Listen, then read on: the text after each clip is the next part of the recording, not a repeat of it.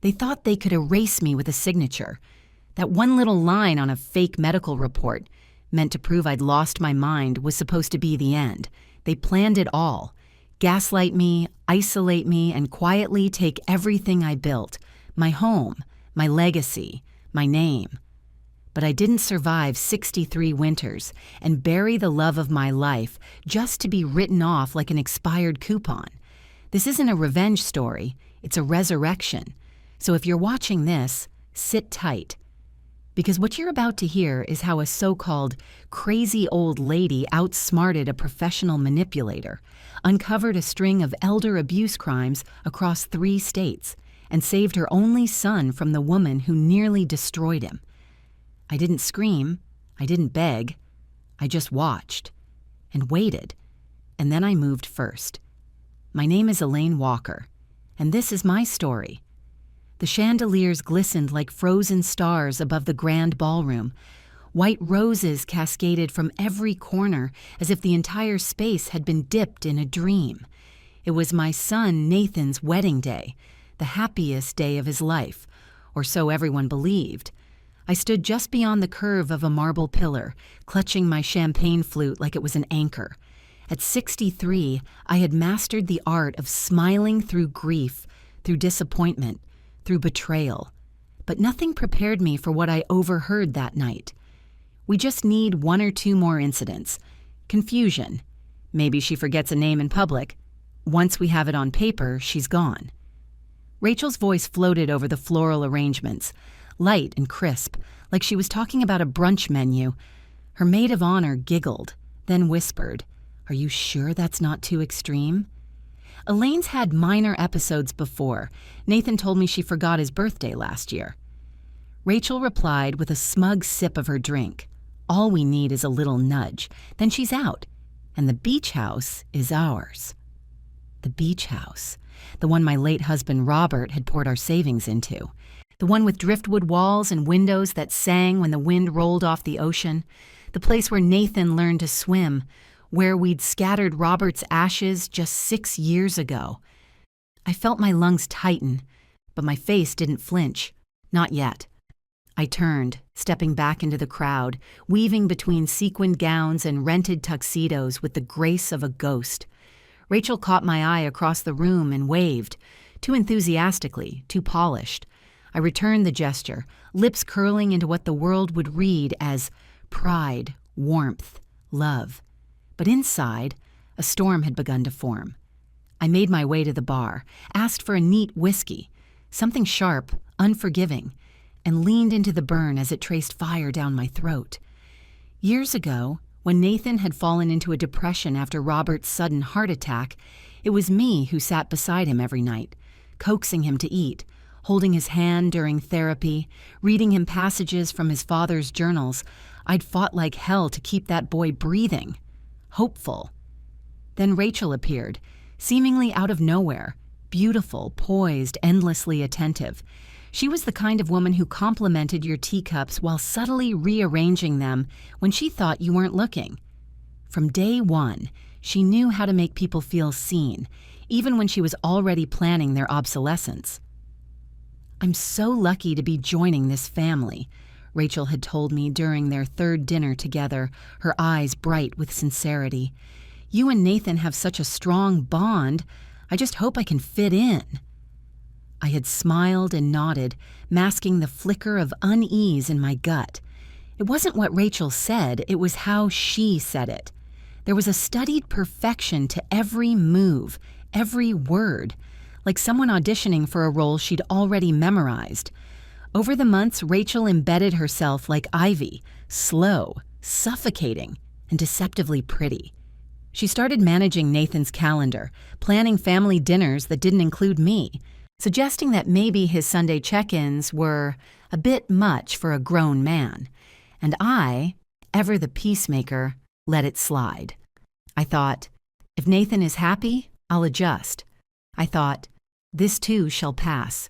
But now, hearing those words, she's gone. The beach house is ours, was like watching a match fall onto decades of dry timber. I set my glass down, the clink louder than I meant. A waiter flinched. Sorry, I murmured. But I wasn't sorry. I was done being sorry. I scanned the room, watched Nathan laugh with Rachel's father near the chocolate fountain. My son looked happy, but happiness built on lies doesn't last. I thought of the moment Rachel had insisted I come with her to a cute little clinic for a memory test. Just for fun, she'd said. It'll give us peace of mind. I hadn't seen the harm, but now that test was part of the plan, a record, a seed planted months ago. My son had no idea he was being used, or maybe he did and didn't care. Either way, the veil had been lifted. I stepped out onto the balcony, the cool night air slicing through my skin like clarity. Music played inside, muffled now by layers of French doors and false promises. I pulled out my phone, opened the voice memo app, and began to speak. My voice steady, low, measured. If anything happens to me, if I'm hospitalized or declared unfit, please listen to this.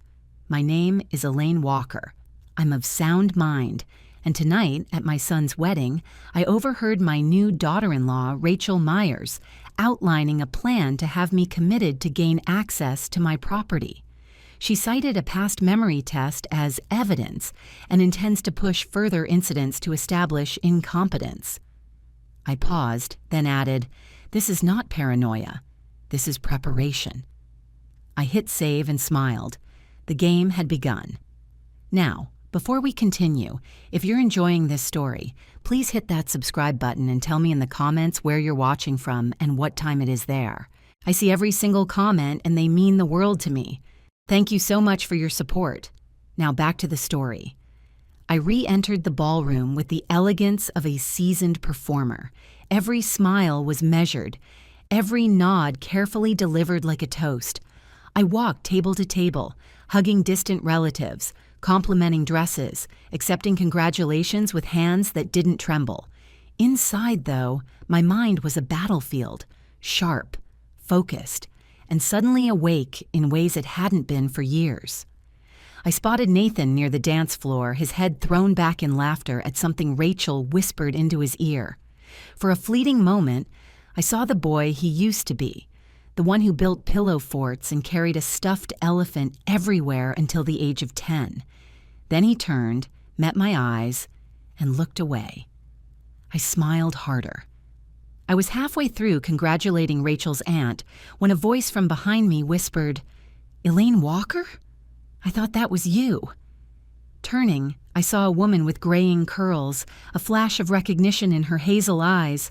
I couldn't place her immediately. "It's me, Fran Whitaker. Fran Hudson before I married. We were in book club together back in '95. My polite smile turned genuine. "Fran, of course. You haven't aged a day." Fran chuckled, then leaned in slightly, lowering her voice. "Listen, this might be a bit odd, but that girl, Rachel, is she your daughter-in-law?" I blinked, alarm bells quietly beginning to chime. "Yes. She just married my son tonight." Fran's expression tightened. "Elaine, I don't want to cause trouble, but my uncle knew her about 2 years ago. She was seeing him, helping him organize his affairs. He was 78. My smile began to freeze. Fran continued. "She was charming, knew exactly what to say, how to act, got real close to him, convinced him to sign over power of attorney. A few months later, he had a mental episode and ended up in a memory care facility. He barely recognized me at that point." I felt my breath stall. Rachel disappeared. His lawyer said she vanished the day after he signed the deed to his house over. Fran whispered, "We couldn't do anything legally. He didn't remember any of it, and she was never on paper as anything but a friend." "Are you certain it was Rachel?" I asked. Fran nodded. Same voice, same face, different hair color. I thanked her quietly, politely, then excused myself once again. I drifted through the room like fog, silent, deliberate, and suddenly every smile Rachel flashed, every touch she offered Nathan, every laugh she shared with guests looked different. Not warm, calculated, not loving, predatory. This wasn't her first time, and I wasn't going to be her next victim. The weeks after the wedding were a masterclass in deception, on both sides. Rachel ramped up her campaign. slowly. A concerned comment here, a worried glance there. "Mom seems a little confused lately, don't you think?" she'd say to Nathan within my earshot. "Maybe we should check in on her more. I'm just worried." Nathan, bless his heart, took the bait every time. He started calling more often, not out of love, but out of surveillance. His questions had an edge to them. "Did you take your vitamins today, Mom? Are you sure you remember where you put your keys? Maybe you should see a doctor. Rachel thinks it might help." Rachel thinks. Those two words became the theme of every conversation, but I didn't fight back. Not yet. I played the part of the confused, slightly forgetful widow. I let them believe their plan was working. Meanwhile, I was building my case. I started with Fran's uncle. His name was Harold Whitaker, and he was still alive. Barely. I tracked down his care facility in Arizona and called, pretending to be an old family friend. The nurse who answered was kind but cautious. "Mr. Whitaker doesn't receive many visitors," she said. "His niece comes sometimes, but he doesn't always recognize her." "What about Rachel?" I asked carefully. "Rachel Myers? She used to be close to him." There was a pause. Then, "I don't know that name, ma'am, but I can tell you he talks sometimes about a woman who took everything. We thought it was just the dementia talking." It wasn't dementia talking. It was the truth trying to claw its way out. I hung up and started digging deeper. The internet is a remarkable thing when you know what to look for. I spent nights hunched over my laptop searching for variations of Rachel's name, cross-referencing addresses, following trails of broken families and emptied bank accounts. What I found made my blood run cold. Rachel Myers, Rachel Myers, Rachel Meyer Collins, Rachel Ann Collins. 4 names, 4 states, at least 6 elderly victims over the past decade. She was a professional, a predator who targeted vulnerable seniors, usually widowers or isolated individuals with valuable property. She'd charm her way in, establish trust, then slowly take control of finances, medical decisions, and eventually their homes. Some of her victims ended up in care facilities. Others simply disappeared from the records. And now she had set her sights on me. I compiled everything into a folder: documents, screenshots, notes from phone calls. I made copies, stored them in 3 different locations, sent encrypted files to an email address only I knew about. Then I reached out to someone who could actually do something about it. Detective Claire Donovan worked in the Elder Abuse Unit of the County Sheriff's Department. She was 52, sharp-eyed, and had a reputation for taking cases others dismissed as family disputes. We met at a coffee shop near the pier. I slid my folder across the table and watched her face change as she flipped through the pages. "How long have you been collecting this?" she asked. 6 weeks, I said, "since my son's wedding." Claire looked up. "And she's living with your son now? Has access to your financial information?" "Not yet, but she's working on it. She convinced me to take a memory test months ago. I think she's planning to use it to have me declared incompetent." Claire closed the folder and met my eyes. "Mrs. Walker, what you've compiled here. This isn't just about you. This is a pattern, a criminal enterprise. If even half of this checks out, we're looking at fraud, elder abuse, possibly worse across multiple jurisdictions." "I know," I said. "That's why I came to you." She nodded slowly. "I need you to do something difficult. I need you to keep playing along. Let her think her plan is working. Meanwhile, we'll build the case properly, get warrants, contact the other victims' families." "How long?" I asked. "A few months, maybe less if she gets sloppy." I took a deep breath. "I've waited 63 years to become this patient. I can wait a little longer." Claire smiled, the first genuine warmth I'd seen in weeks. "Mrs. Walker, I think you and I are going to get along just fine." The months that followed were the hardest performance of my life. Rachel escalated her tactics. She started accidentally moving my things around the house during visits: my reading glasses, my medication, my car keys. Then she'd point out the misplacements with faux concern. "Mom, your pills were in the refrigerator again. Are you sure you're feeling okay?" I'd blink, look confused, and mumble something about being tired. Inside, I was documenting everything: dates, times, witnesses. She convinced Nathan to add her name to my emergency contacts at the doctor's office. She suggested I give her a copy of my house key just in case. She even floated the idea of moving me to a lovely retirement community she'd researched, the same kind of facility where Harold Whitaker had lost everything. But while Rachel was busy trying to dismantle my life, Claire was busy dismantling hers. The detective had connected with families in Arizona, Florida, and Oregon. She'd found medical records, financial statements, and testimony from nurses who remembered that charming woman who visited Mr. So-and-so. The pattern was undeniable. The evidence was mounting, and Rachel had no idea the walls were closing in. The break came on a Tuesday afternoon. I was sitting in my living room pretending to watch television when Rachel arrived unannounced. Nathan wasn't with her, unusual but not alarming. "I just wanted to check on you," she said, settling onto my couch with that practiced smile. "Nathan's been so worried." "That's sweet of you, dear," I replied. "Would you like some tea?" "I'd love some." I shuffled to the kitchen, taking my time. When I returned, I caught her slipping something into her purse, a document from my desk drawer. She didn't see me watching. "Here we are," I said, handing her the cup. "Chamomile, good for the nerves." She thanked me, and we chatted about nothing for 20 minutes. The weather, Nathan's work, her plans for redecorating our beach house. She'd already claimed it in her mind. After she left, I checked the drawer. My power of attorney document was gone. The original, signed years ago, naming Nathan as my representative. She was making her move. I called Claire immediately. "She took the document," I said. "I think she's going to try to use it, forge something, maybe. Push for a competency hearing." "Perfect," Claire replied. "Let her. We're ready." 3 days later, I received a certified letter. Nathan and Rachel were requesting a formal evaluation of my mental competency, citing concerning incidents and the memory test from months ago.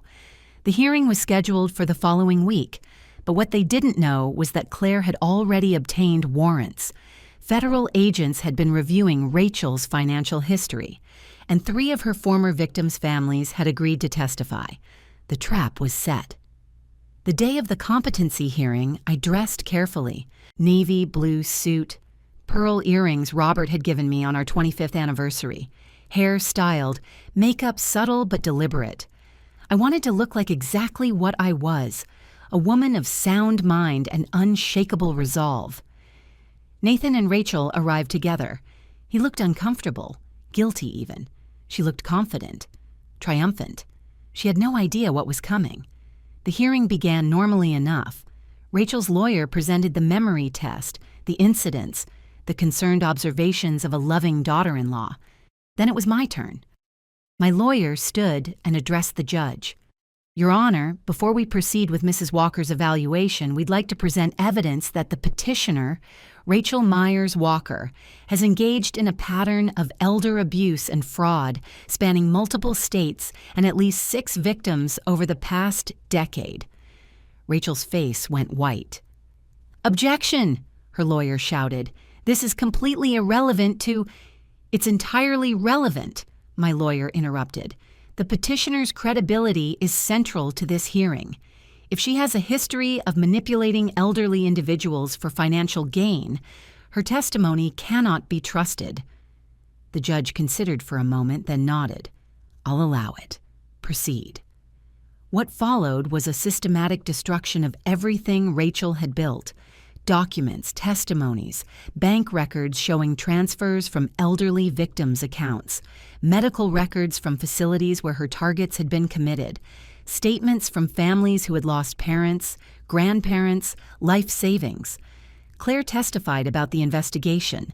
She explained the pattern, how Rachel would identify vulnerable seniors, establish trust, isolate them from family, then slowly take control of their assets. Mrs. Walker is not a victim of cognitive decline, Claire concluded. She's a target of a calculated predator, and she had the presence of mind to document everything and bring it to law enforcement. Rachel tried to maintain her composure, but it was crumbling. Her lawyer whispered frantically in her ear. Nathan stared at his wife like he was seeing her for the first time. Finally, the judge spoke. Based on the evidence presented, I find no grounds for a competency evaluation of Mrs. Elaine Walker. The petition is dismissed. He turned to Rachel. Mrs. Myers Walker, you are hereby remanded into custody pending a full investigation into the allegations presented today. Bailiff. Rachel screamed as they led her away. She screamed my name, screamed that I was lying, that I was crazy, that she would destroy me. But her words bounced off the courtroom walls and dissolved into nothing. I sat quietly, hands folded in my lap, and watched justice finally arrive. Thank you so much for watching. If this story resonated with you, please hit that subscribe button and share it with someone who needs to hear it. Leave a comment below telling me where you're watching from. I read every single one. Now let's finish this story together. Nathan didn't speak to me for 3 weeks after Rachel's arrest. I understood. His entire world had collapsed. The woman he loved, the woman he had chosen over his own mother, was a fraud, a criminal, a predator who had used him as a tool to get to me. Processing that kind of betrayal takes time. I gave him space. I didn't call, didn't text, just waited. Then one evening, my doorbell rang. Nathan stood on my porch, looking like he hadn't slept in days. His eyes were red, his shoulders slumped. "Can I come in?" he asked quietly. "Always," I said. We sat in the kitchen, the same kitchen where I'd made him hot chocolate as a child, where we'd planned his father's funeral, where so many of our most important conversations had happened. For a long time, neither of us spoke. Then Nathan broke. "I'm so sorry, Mom," he whispered, tears streaming down his face. "I'm so sorry. I believed her. I doubted you. I almost—" "Shh," I said, reaching across the table to take his hand. "You were manipulated. She was very, very good at what she did. Professional. But I should have seen it. I should have trusted you." "You were grieving," I said gently. "You lost your father, and you were vulnerable. She knew exactly how to exploit that." He shook his head. "How can you forgive me?" I squeezed his hand. "Because you're my son. Because I've loved you since before you took your first breath. And because forgiveness isn't about pretending it didn't happen, it's about choosing to move forward anyway." He cried for a long time that night, and I held him, just like I had when he was a little boy afraid of thunderstorms. Some things don't change. Some bonds can't be broken, even by women like Rachel. The trial lasted 4 months. Rachel was charged with 12 counts of elder abuse, fraud, and financial exploitation across 3 states, 6 victims, millions of dollars stolen, lives destroyed. The testimony was devastating. Claire Donovan presented the evidence methodically. The paper trail, the pattern, the devastation left in Rachel's wake. Former victims' families took the stand, their voices breaking as they described parents who had been sharp and independent, reduced to confused shells in facilities they never should have entered. Harold Whitaker's niece testified. So did the daughter of a woman named Lucille, who had lost her home in Florida, and the sister of Margaret Thornfield, who was still in a care facility, unable to recognize anyone. Rachel's defense tried to paint her as a victim of circumstance, a woman who had made mistakes but meant no harm. No one believed it. The jury deliberated for less than 4 hours. Guilty, on all counts. Rachel was sentenced to 18 years in federal prison. No parole eligibility for at least 12. When the verdict was read, she didn't scream this time. She just stared straight ahead, her mask finally completely gone. Underneath was nothing but emptiness. I watched her being led away and felt nothing. No triumph.